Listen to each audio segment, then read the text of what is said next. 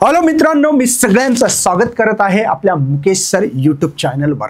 मित्रांनो, फिजिक्समध्ये न्यूमेरिकल कसे सोडवावेत याच्यावर फार मोठा एक प्रश्न आहे आणि तुम्हाला सांगतोय की फिजिक्सचा 70 मार्काचा पेपर आहे आणि 36 मार्काचे न्यूमेरिकल्स तुम्ही जर कंपल्सरी सोडवले तर निश्चित तुम्हाला 50% पेपर हा न्यूमेरिकल अवलंबून आहे। मग काय न्यूमेरिकल खरंच खूप कठीण असतात का? नाही, असं नाही आहे। मी नेहमी एक उदाहरण सांगतो मित्रांनो, बघा काही विद्यार्थ्याकडे एक एक्झाम्पल बघा, तुम्हाला समजतं का मी काय बोलतो ते।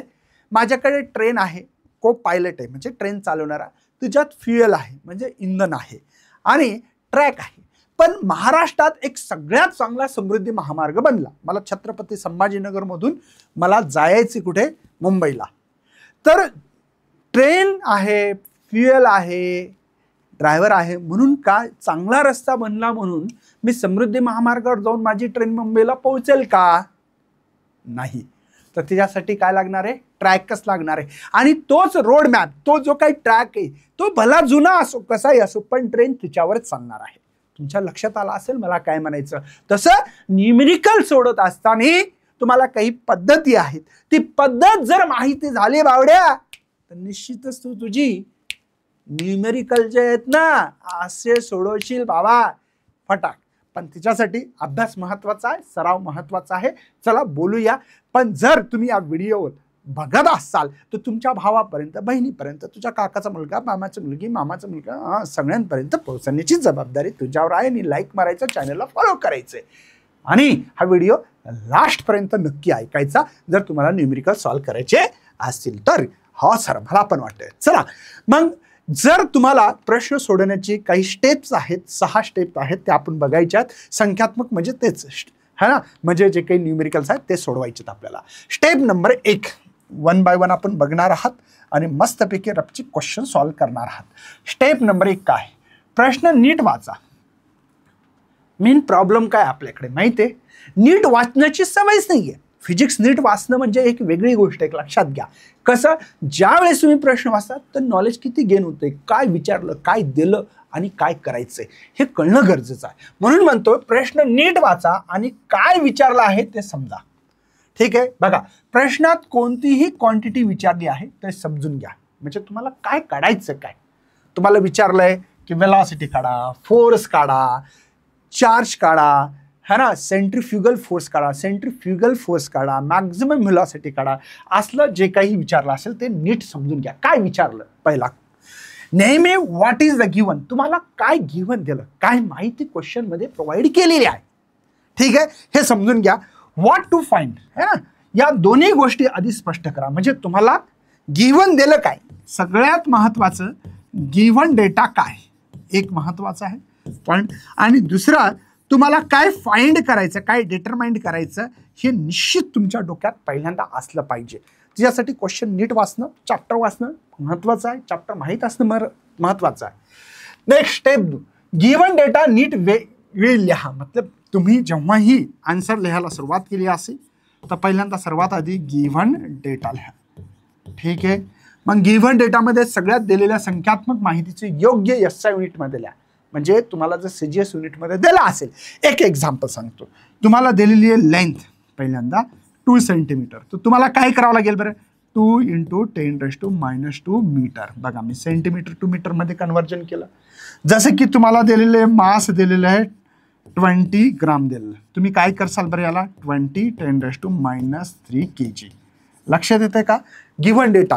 जसे की तुम्हाला वेलॉसिटी दिलेली आहे की 90 km/h, त्याला कन्व्हर्जन करा। 90 केलं 5/18 ने मल्टिप्लाय करतात, माहिती आहे का? मीटर पर सेकंड करायचं असेल तर 18 5 म्हणजे तुम्हाला 25 मीटर पर सेकंड, हे SI युनिटमध्ये कन्व्हर्जन झालं। असं करणं गरजेचं आहे।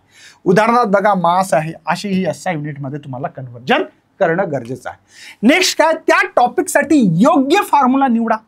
आता तुम्हाला गिव्हन डेटा दिला, सेंट्रीपिटल फोर्स विचारला असतं, समजा फोर्स इज इक्वल टू मी लिहिणार mv²/r, मी फॉर्म्युला निवडला। ठीक आहे, इथे एक साधा फॉर्म्युला घेतला मी, आपला सेंट्रीपिटल फोर्सचा फॉर्म्युला।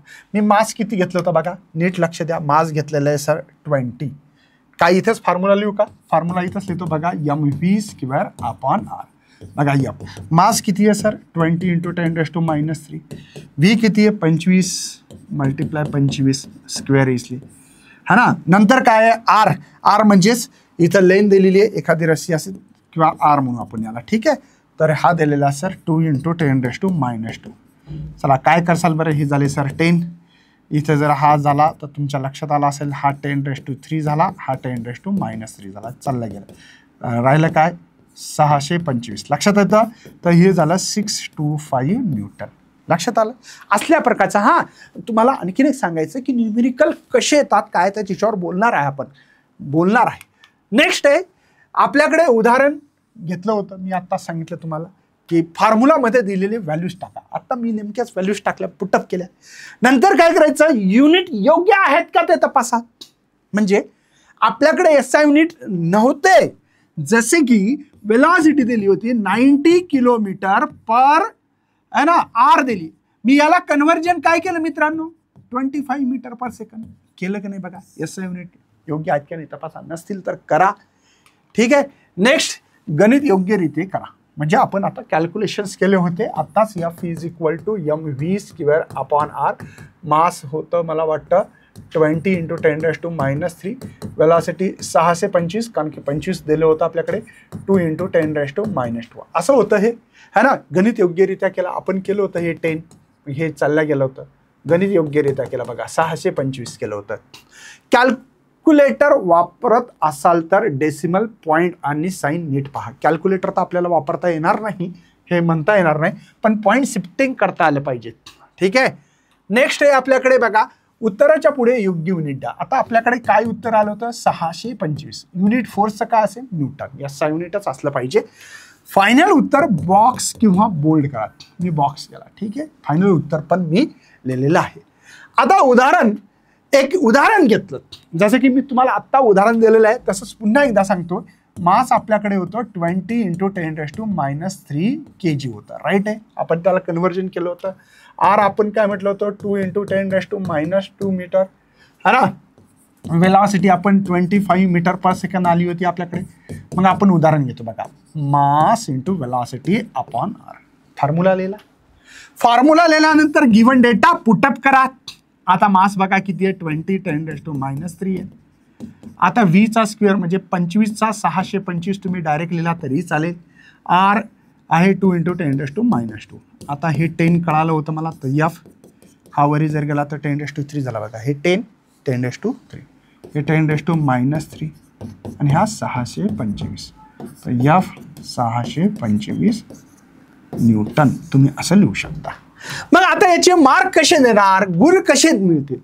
तुम्हाला गिवन डेटाला इथं तुम्ही गिवन डेटा असं लिहायला पाहिजे होतं. ठीक आहे. याला मार्क नाही. मार्क कशाला आहेत, फॉर्म्युलाला अर्धा मार्क, व्हॅल्यू पुटअप केली आधा मार्क, आन्सर विथ प्रॉपर युनिटला 1 मार्क. असे 2 मार्कासाठी हा क्वेश्चन येत असतो. म्हणजे सर्वात आधी तुम्हाला मार्क कशाला आहेत मित्रांनो, फॉर्म्युला थोडासा मार्कर चेंज करतो मित्रांनो. ठीक आहे. सर्वात आधी तुम्हाला आहे फॉर्म्युला लिहिलं का.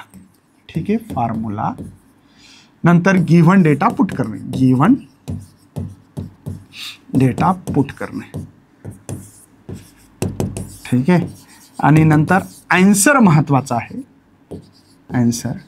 आणि नंतर महत्वाचं त्याचं युनिट. त्याचं महत्वाचं काय मित्रांनो, युनिट. मार्क सिस्टीम कशी आहे, फॉर्म्युला लिहिला तर आधा मार्क, गिव्हन डेटा पुट केला तर गिव्हन या डेटाला मार्क नाहीत. या फॉर्म्युल्यामध्ये योग्य ते व्हॅल्यू पुटअप करण्याला मार्क आहे. ते एसआय युनिट का सीजीएस युनिट चेक करण्यास. ठीक आहे. आन्सर लिहिला आधा मार्क आणि त्याचं जे काही युनिट प्रॉपर युनिट लिहिलं तर आधा, असे 2 मार्कासाठी प्रश्न येतात. ठीक आहे. आता बघा काही टिप्स आहेत महत्त्वाच्या, त्या लक्षात घ्यायच्या आहेत तुम्हाला. नेहमी युनिट व्हेरीफाय करणं महत्त्वाचं आहे. एसआय युनिट का सीजीएस युनिट आहे ते महत्त्वाचं आहे. व्हेक्टरमध्ये डायरेक्शन लक्षात ठेवा. डायग्राम असेल तर पहिल्यांदा रफ स्केचने डायग्राम काढा, म्हणजे प्रश्न सोडवायला आणखीन मदत होऊ शकते. टेक्स्टबुक एक्झाम्पल सॉल्व करणं, त्यांचे कॉन्सेप्ट क्लिअर करतात असाल तरच तुम्ही हे न्यूमेरिकल सॉल्व करू शकाल, नाही तर तुम्हाला न्यूमेरिकल सॉल्व करणं फार कठीण जाते. सराव करा परफेक्ट बनवण्यासाठी. काही शंका असतील तर तुमच्या शिक्षकाला विचारा. कमेंटमध्ये टाका, निश्चितच आम्ही देण्याचा प्रयत्न करू. सर न्यूमेरिकल येतात तरी किती मार्काचे? बघा आपल्याकडे सेक्शन आहे ए, सेक्शन आहे ए. या सेक्शन ए मध्ये MCQs मध्ये 3 MCQs 3 मार्कासाठी विचारल्या जातात. 3 मार्काचे न्यूमेरिकल आहेत मित्रांनो इथे. नंतर आहे VSA, व्हेरी शॉर्ट आन्सर आहे 2 मार्काचे. इथे 2 है ना, 2 आहेत म्हणजे 2 मार्क झाले, 2 मार्क झाले. नंतर आहे मित्रांनो तुमचं सेक्शन बी आहे, सेक्शन बी आहे. हिच्यामध्ये सेक्शन बी मध्ये तुम्हाला टोटल 12 क्वेश्चन्स आहेत. 12 पैकी तुम्हाला 8 सोडवायचे आहेत. पण तिच्यामध्ये तुम्हाला म्हणजे इथे बघा 12 क्वेश्चन्स आहेत. हिच्यातले 7 थेरी असतात आणि 5 हे न्यूमेरिकल असतात. लक्षात येतं, हे पॅटर्न आहे असा. 12 पैकी तुम्हाला 8 सोडवायचे. तुम्ही फक्त न्यूमेरिकल 5 सोडवले आणि 3 थेरी क्वेश्चन सोडले तर चालतील का? हो चालतात, काही विषय नाही आहे. म्हणजे इथे तुम्हाला 5 न्यूमेरिकल्स आहेत. किती आहे न्यूमेरिकल सर? 5 न्यूमेरिकल्स आहेत आणि 5 गुणिला 2 10 होतात. ठीक आहे, 2-2 मार्काला. हे अत्यंत सोपे न्यूमेरिकल्स असतात. फक्त जसं मी तुम्हाला इथं उदाहरण दिलंय असे फॉर्म्युला लिहायचा, गिव्हन डेटा पुटअप करायचा, कॅल्क्युलेशन करून आन्सर प्रॉपर युनिट लिहायचे. 2 मार्कासाठी एकदम सिंपल क्वेश्चन्स आहेत, टेक्स्टबुक मधलेच मॅक्झिमम येत असतात. ठीक आहे, असा माझा अनुभव आहे. नेक्स्ट आहे सेक्शन सी. बघा सेक्शन सी, हिच्यामध्ये सुद्धा 5 न्यूमेरिकल आहेत. 12 क्वेश्चन्स आहेत. 12 पैकी तुम्हाला 8 सॉल्व्ह करायचे. 3 मार्काला एक क्वेश्चन आहे प्रत्येकी. बघा हे इच 2 मार्क, इथं लिहू का इच 2 मार्क, म्हणजे प्रत्येक 2 मार्काला आहेत हे. आणि ह्या इच 3 मार्क आहे, इच 3 मार्क आहे. ठीक आहे, बघा मग इथे किती झाले? 15 मार्क झाले. ओके. आणि सेक्शन डी एक आहे आपल्याकडे. सेक्शन काय आहे?